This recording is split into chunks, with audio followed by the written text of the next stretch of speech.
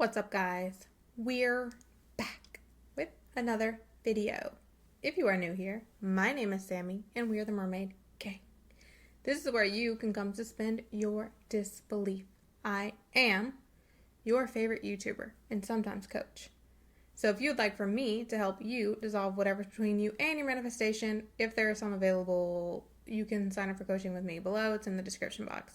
Also, we are doing a God State challenge right now for my members only here on YouTube. So you'll either see a join button by my subscription thing, or you can look in the description of this video and click to join my membership. We are doing, like I said, the God State challenge, where we embody the version of us that is the creator of our own reality, the one who is a master at manifesting.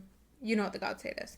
Anyway, okay, so I want to talk about this whole Robert Millikan thing. I see that the Robert Millikan technique has resurfaced, as it tends to do with these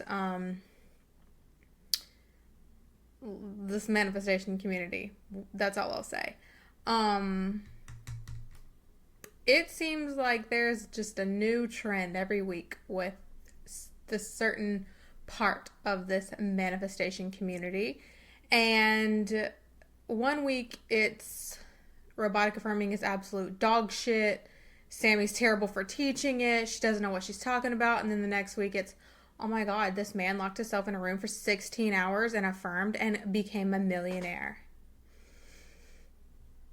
Pick something and stick to it. That's all I'm gonna say. Anyway, it's just funny. It always comes back around to robotic affirming one way or another.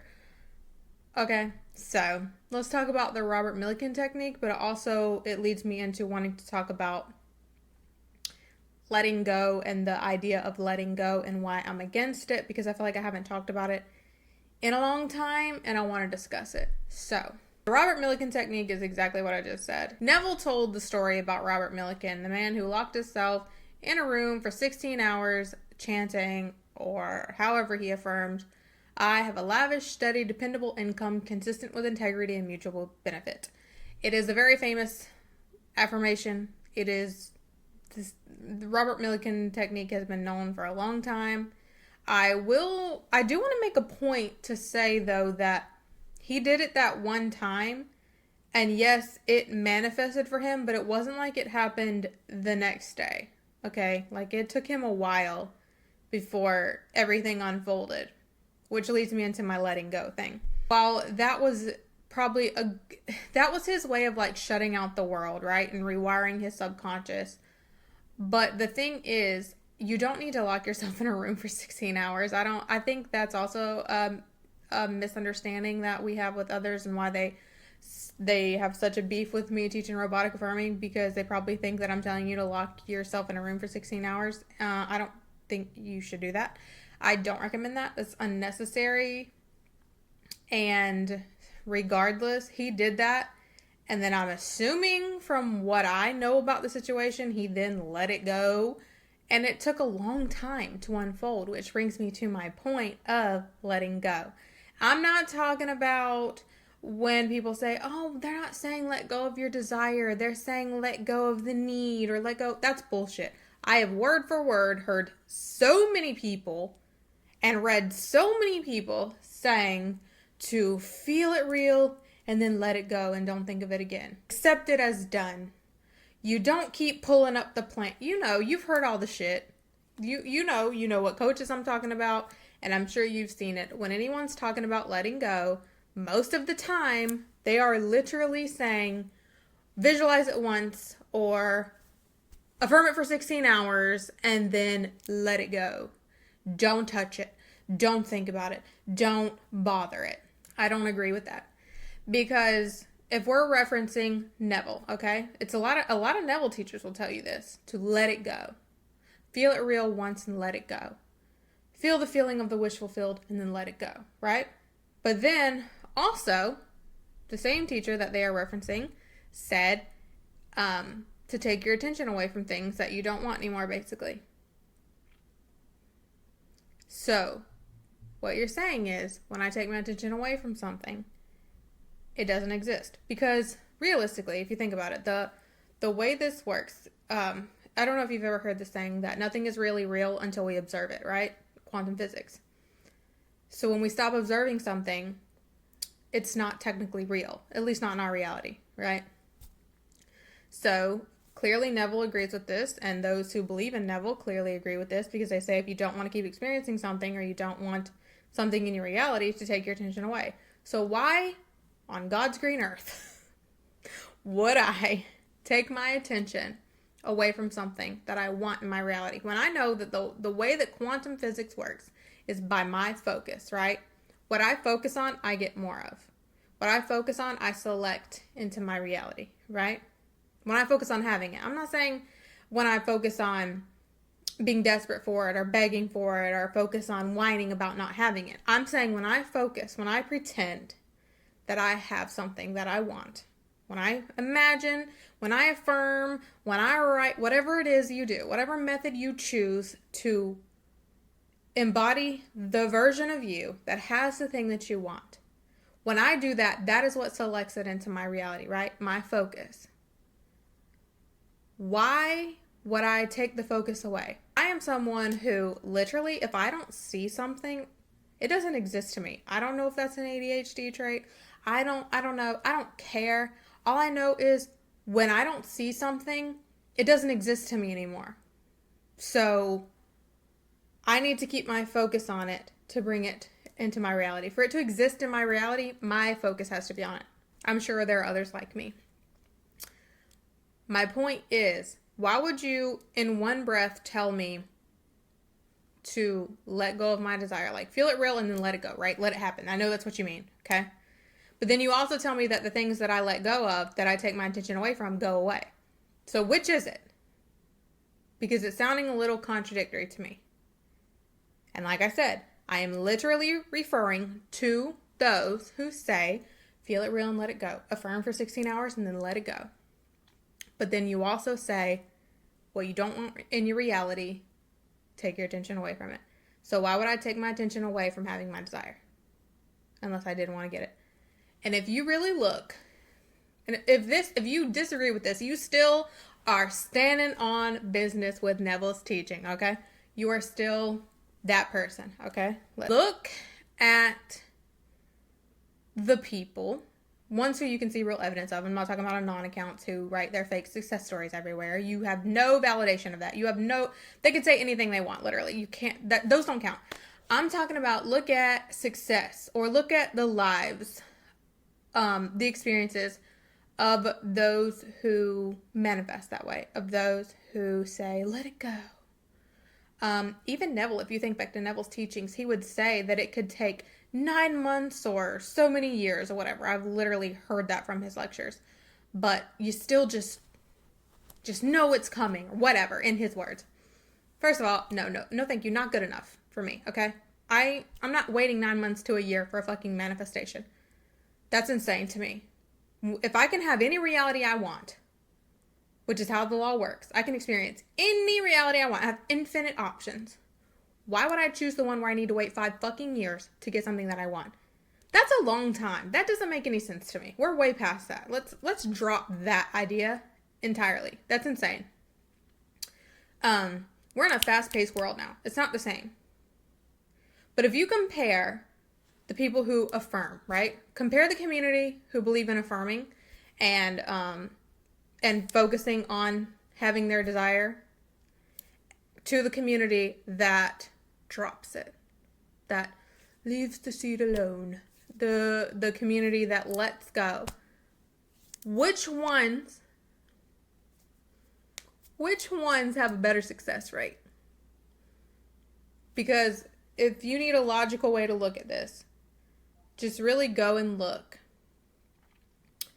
and compare the experiences, the success, the whatever you want to compare between the communities who, like I said, affirm until it manifests, and those who affirm once, visualize once, catch the feeling, and then let it go.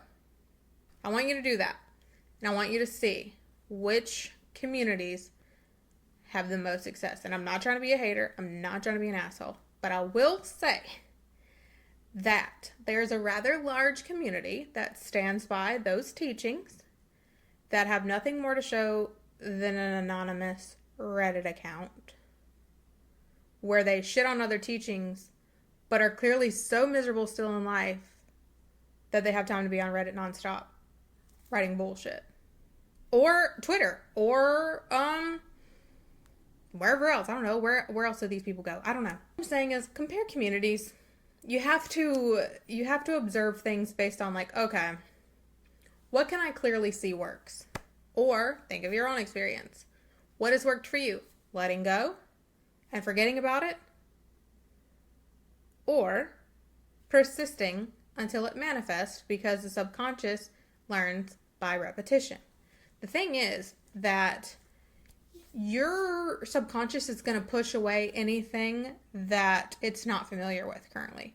So the point of repetition is to make your mind familiar with it. When you just imagine something once and then let it go, your subconscious is like, okay, it forgets about it. Because it didn't do anything to impress it. It didn't leave an impression on it. It forgets about it.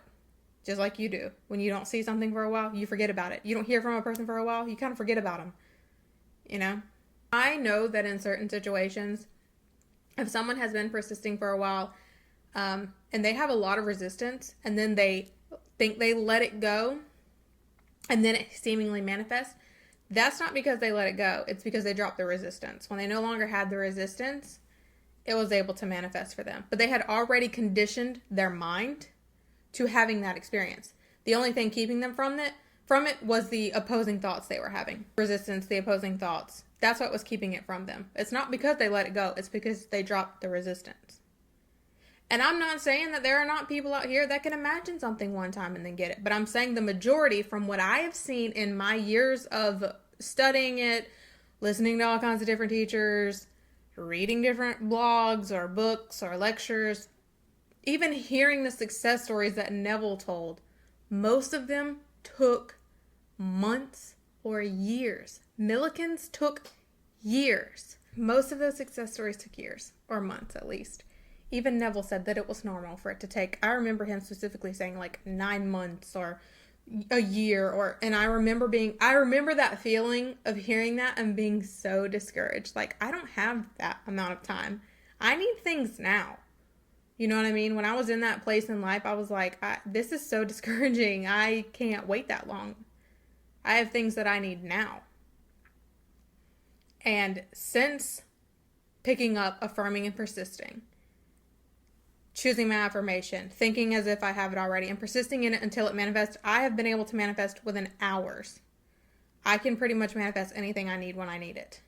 So, or anything I want when I want it.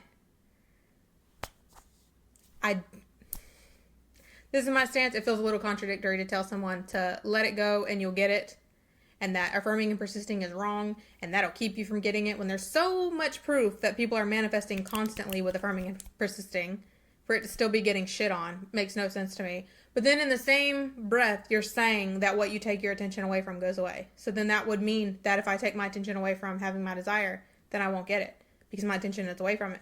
And if what I focus on, I get more of, and what I take my attention away from, I don't experience. How the fuck does that work? How did y'all even come to that conclusion? How many side roads and overpasses did you take to get to that fucking conclusion? That doesn't make any sense. Anyway, that's just my opinion. You know I'm gonna come on here and say whatever I want. So, that's what I think. I think that's crazy, and that's why I don't stand by letting go. You can have your own opinion on it. I really don't give a fuck how you manifest. What you do has nothing to do with me. All I'm saying is, as long as this channel has Sammy Ingram on it, it's going to be about affirming and persisting. And I don't care how many videos are made. I don't care how many posts are made. I don't care how many tweets are tweeted. I don't care. And as far as the whole Robert Millikan thing coming up again, that one was just laughable to me because I'm like, first y'all were on robotic affirming. It was the biggest thing ever. 10K challenge, blah, blah, blah, all that drama. Then it was Oh my god, robotic affirming is the dumbest fucking thing ever. They turned against everyone who believed in robotic affirming still because it's the new trend. Are you crazy? Are you crazy? We're off of robotic affirming. We're on to the void state or whatever else it is. And then it was something else and then something else and then we're back to robotic affirming. Then it's states. They were thinking that states was a method. That was a whole thing. Then it was something else and then now we're back to Robert Millikan who affirmed for 16 hours and all of a sudden it's robotic affirming again. Y'all are exhausting. You can't be trusted. You cannot be trusted. Robert Millikan was a real thing. It absolutely was a thing, but remember, it took him years because he did it once. And it took him years to become a millionaire, okay? It didn't happen the next day. But you can manifest same day. You can manifest next day. You can become a millionaire this week. But you just have to embody the version of you that is that. And you have to do it consistently. You can't just do it. This is the thing with letting go. You cannot affirm for 16 hours and then tomorrow you go back to being the person who's broke or the person who's single. You have to consistently embody that version of you in your mind and then it will become your reality. I don't believe in letting go. I believe that you need to embody that version of you and stay there. Otherwise, you're going to fall right back into the old reality. And that's just my experience, and that is the consistent experience that I have seen with others as well. So I'm going to stand by affirming and persisting, and y'all can do whatever you want. But all I know is we get our manifestations here, so. Anywho, thank you so much for watching. Please be sure to like, share, comment, and subscribe. And we out.